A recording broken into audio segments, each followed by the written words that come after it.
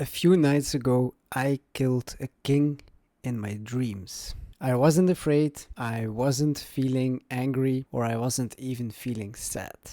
There was, and I'm not even joking, some kind of epic boss music playing. It felt like a victory. It was like an ending scene of a movie. It felt like I took down an entire regime. After that dream, I woke up feeling relieved. And I don't usually remember dreams, but this dream, I can't put it down for some reasons. And the strange part is that I think I know exactly why I had that dream. It started 2 nights ago with a conversation with one of my friends. We were talking about control. When we experience life when you're a kid, we often have no real control over our life. You just watch it all happen. You go to the school, your parents put you in, you absorb the opinions from others and from others around you. You become a bit the shape that other people expect of you. You are not controlling, you're not steering. You're kind of like a pinball. You're launched and bounced off of whatever you hit lights up. And for a very long time, this is what we think life is. You don't even notice that you're holding a controller. But somewhere, for some people earlier than others, you learn that this machine, the pinball machine, has flippers. Later in life, you start to notice that those bounces, when you get launched, aren't random. You start to notice patterns inside of them. You start even to notice that sometimes the things that you think you couldn't help, you're a victim, or this just happens to you in life, that those exact things were actually choices you made, but that you never looked at. And that's where the conversation is shifting a bit, in my opinion. Because if you notice that, you can start building the pinball machine instead of just being a pinball inside the machine. And maybe you felt both versions in yourself. The pinball version, where a random comment from high school still controls your decisions in life right now. Maybe you have an insecurity that is still there, that is going all the way back to high school. But maybe you have another version where you actually chose something from yourself, not from a reaction. And to be honest with you, some people, and I think most of the people, they adjust their setting maybe one time in life in their 20s and never open the settings panel again. They got a job, the same haircut, the way they talk about themselves and the way they think about themselves, it kind of calcifies. It kind of gets set in stone. It doesn't change. Not because it's right or they think it's the right move to do. It's because rechecking on this idea, this identity, whatever you built, is quite scary. And not looking back to it, this is a big one, not looking back to your own life and all the choices you made, feels like you got everything together. I've got my life together. I don't need to question anything anymore. This is the path I take. But this goes all well until life, as it does, twists the path in unexpected ways. Maybe your life goes into a direction that you would never expect. And those people who never reopened that panel, those people, they are the least flexible. This neurotypical life script, as I call it, is built for people who have a steady rhythm, who have a steady mood, and who has a steady energy level and attention level.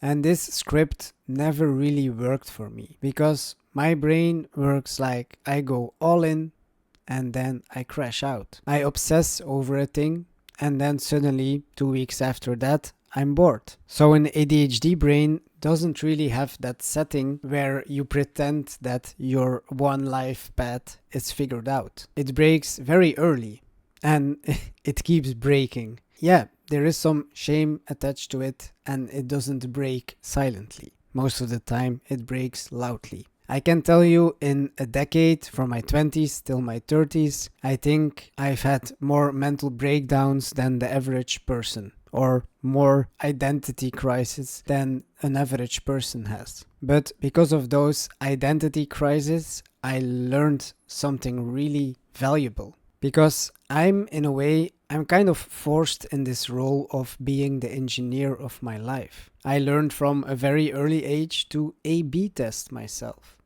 I try this and I have that outcome, and I try something else and I have another outcome. A new routine doesn't fit. Okay, I try something else. New identity doesn't fit either. Okay, I try another. This looks like I'm a teenager all my life. I can't find my identity. But what looks like inconsistency from the outside is actually the most honest relationship you can have with your own design. For example, I had long dreadlocks, kind of this hippie aesthetic, slow living, anti-establishment, barefoot walking in a very visible way. And look at me now.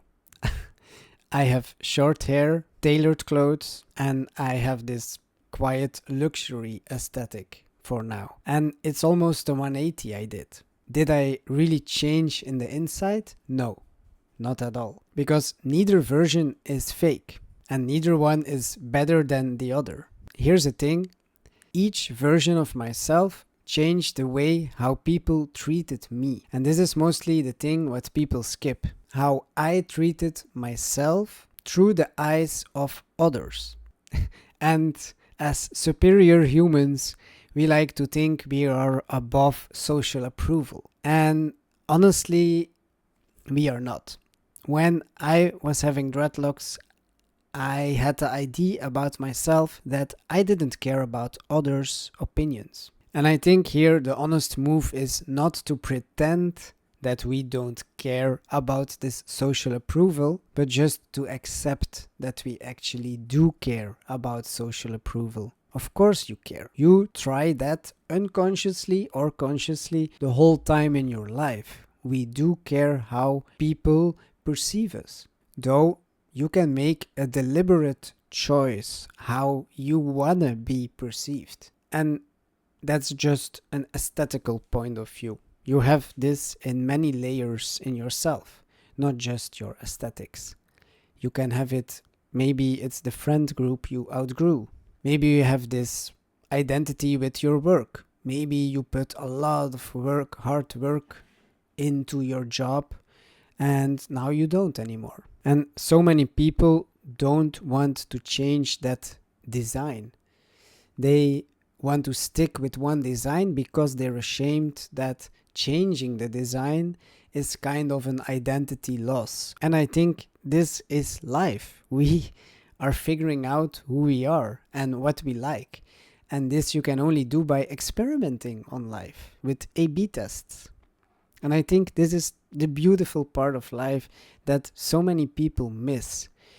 Experiment with aesthetics, experiment with what you like as a job, what you like in your life, and then make a design built around that you have those outcomes. And this goes into different parts of your life, not only aesthetics. It goes into relationships, it goes into conversations with friends, with a friend group. And so many people just stick with one idea of an identity or one idea of their life. And that's the conditioning talking to you. You've been conditioned to just follow one path, and I think it's wrong. If one path is clearly failing for you, why you would persist to keep following that path? It doesn't make any sense. And I think even that sticking to one path is actually the biggest risk you can take, because if your life turns or twists in an unexpected way, then you have to change, and that change will be much more brutal than when you question your life from time to time and when you question your choices from time to time. So back to the dream.